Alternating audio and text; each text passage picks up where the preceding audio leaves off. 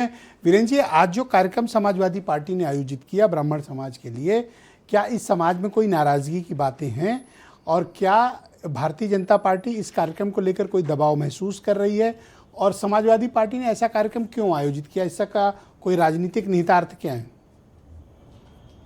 देखिए, एक ये नाजुक वक्त है जब उत्तर प्रदेश में और देश में एक तरफ छात्रों का आंदोलन चला, दूसरी तरफ मंदिर में चंदा चोरी के आरोप लगे। ऐसे समय में ब्राह्मणों का सम्मेलन एक बड़ा करके अखिलेश यादव ने चुनौती पेश की है। इसमें कोई शक नहीं है कि ब्राह्मण ने मायावती को जब साथ दिया तो उनको सरकार बनवा दी, वो कांग्रेस के साथ रहे, वहाँ उनकी सरकार बनवाई, और बीजेपी के साथ रहे, वहाँ उनको शीर्ष तक पहुँचाया। तो ब्राह्मणों के वोट की जो महत्ता है वो हर दल को पता है। और आज जनेश्वर मिश्रा की जयंती के बहाने जिस तरह से अखिलेश यादव ने पीडीए में उनको जोड़ा है, वो संदेश तो देने का काम कर ही रहे हैं। अब ये जरूर है कि देखिए, न उस तरह की सोशल इंजीनियरिंग रही कि मायावती की तरह की 65-70 टिकट दे देंगे, और न ब्राह्मणों में उस तरह का आकर्षण बचा हाथी के प्रति। लेकिन ब्राह्मण पूरी तरह से किस दल के साथ है ये अभी स्पष्ट नहीं है। इतना जरूर है कि ब्राह्मणों को बीजेपी का स्वाभाविक रूप से समर्थक माना जाता है और बहुत बड़ी संख्या में भाजपा को ब्राह्मण वोट दे रहा है। मोदी के, योगी के आने के बाद भी वो लगातार उनके साथ है और भरोसा रखता है। लेकिन ब्रजेश जी, वक्त आज कुछ इस तरह का हो चला है कि चाहे ब्राह्मण हो चाहे ठाकुर, इनका ज्यादा 75 बचा नहीं है कोई। ये हल्ला चाहे जो मचा ले, लेकिन टिकट ज्यादा मिलेगा नहीं। मैं भी वही बात कह रहा था कि ये शोर बहुत मचाते हैं पर इनके हाथ आने वाला नहीं है कुछ। देखिए, जब पूरे प्रदेश की राजनीति ओबीसी और एससी सेंट्रिक है, दलित और ओबीसी वोट पर भाग रहे हैं लोग, तो फिर पार्टियां जान रही जाओगे दोगे नहीं हमें, तो जाओगे कहां भाई? सवर्ण मतदाता अधिकतर भाजपा से जुड़ा हुआ है और उसमें ब्राह्मण को तो जो है एक बोलने का अवसर मिलता है, उनको पंडित जी को लोग प्रणाम करते हैं, उनकी ताकत देखकर डर भी जाते हैं। ब्राह्मण को तो तब भी कुछ पूछे, ठाकुरन के तो और 75 नहीं, कोई नहीं पूछेगा। ये बात बिल्कुल सही कहो। पिछले लोकसभा में तो देखो यही हुआ ना, ठाकुर तो दो तरफ से मार खा रहा है, उस समाज पर तो कोई चर्चा ही नहीं करता है। देखिए, ये ब्राह्मण के पास असल में वोकल है, चिल्लाने की शक्ति है, और एक उनके प्रति जो विप्र का जो भाव है, जो ज्ञान है, जो उनको सम्मान का भाव है समाज में, वो सब उनको राजनीतिक रूप से उनकी आवाज को मजबूत करता है। लेकिन आज आप ये पूरी तरह से नहीं कह सकते कि बहुत बड़ी मेजॉरिटी ब्राह्मणों की किस दल के साथ है। ब्राह्मण बीजेपी को वोट करता है, फिर अपनी जात को भी देखेगा, फिर वो समाज को भी देखेगा। उसका ये आकलन देखिए, अखिलेश यादव के पास खोने के लिए क्या है? उनको न ठाकुर वोट से ज़्यादा उम्मीद है, ना पंडित वोट से ज़्यादा उम्मीद है। जो उनके नेता नौजवान अनुभवी पुराने लोग हैं, आज उन्होंने इकट्ठा किया और कहा कि भाई हम आपको सम्मान देंगे। बीजेपी 2 बार डिप्टी सीएम बना चुकी ब्राह्मण, अभी इन्हीं पार्टी से एक भाग के गए थे मनोज पांडे, उनको मंत्री भी बना दिया। ब्राह्मणों का बीजेपी ने भी इधर बराबर चला रही अपना सम्मान वाला भाव। लेकिन ये जान ले ब्राह्मणों, पूरे जितने पंडित हैं, कोई भी पंडित को ठाकुर से ज़्यादा 2 टिकट ज़्यादा मिलेगा, इससे ज़्यादा और कोई पार्टी देगी नहीं। अगर किसी पार्टी में ठाकुर को 5 टिकट मिलेगा तो ब्राह्मण को 7 मिल जाएगा, इससे ज़्यादा दे नहीं पाएंगे ये लोग। जब सच में ये नहीं बना पा रहे हैं, ये सभी पार्टियों में ये हाल होगा जी? मतलब सभी पार्टियों में ब्राह्मण ठाकुरों के साथ ये होगा भाई? ये सब तो आंधी के आम है। ये जान रहे हैं कि जब हवा तेज चलेगी गिरी जाएंगे। मेन तो ओबीसी और एससी वोट पकड़ो, बेइज्जती है। इनको कहाँ जाना है? तो बीजेपी में अधिकतर पहले से माने गए हैं। बीजेपी भी मानती है कि हमारे वोट हैं, ठाकुर पंडित बनिया, लाला, ये सब कहाँ जाएंगे?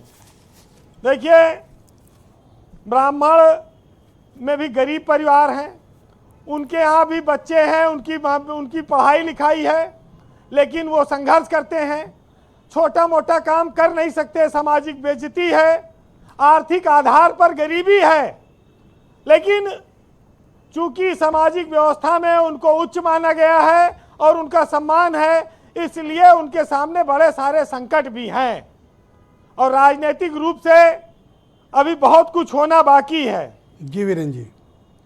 ब्रजेश जी, अपने यहाँ मजा बहुत लेते हैं, लोग कहते हैं गुरु गुड़ रह गए, चेला शक्कर हो गए। अनिल दुबे की पार्टी में भी आज तक कोई व्यक्ति जो है ब्राह्मण उच्च पद पे नहीं पहुंच पाया, आज भाषण दे रहे हैं, ये भी बैठे हैं आज डिबेट में, और इनको लखनऊ से लेके पूरे प्रदेश में लोग जानते हैं। इनके यहाँ या तो क्राइटेरिया कैबिनेट मिनिस्टर वाला है, एक वो रोज फोटो फेसबुक पे छपता है आज कैबिनेट मिनिस्टर के साथ, तो ये एक बहुत इनके यहाँ सबसे महत्वपूर्ण पद है। देखिए भाई, ब्राह्मणों को कुछ देना हो तो मैं तो बीजेपी से कहूंगा, मैं तो हीरो वाजपेयी जी को देख रहा हूं, मैं तो लखनऊ में 27 साल से देख रहा हूं इनको, इन्होंने अपना पूरा जीवन दे दिया है, कुछ इनको भी मिले, इनके लिए भी तो बात होनी चाहिए। इनको क्या मिला? हीरो वाजपेयी, ये तो अटल बिहारी वाजपेयी के प्रेस सचिव थे, आज योगी जी के प्रेस सचिव हैं, मीडिया वालों के, और ये जब से इनको देख रहे हैं ऐसे ही जवान बने हुए हैं। ये क्या करें इस जवानी का भैया? कुछ पद नहीं दे रहे हो, जवानी का क्या करें बताओ?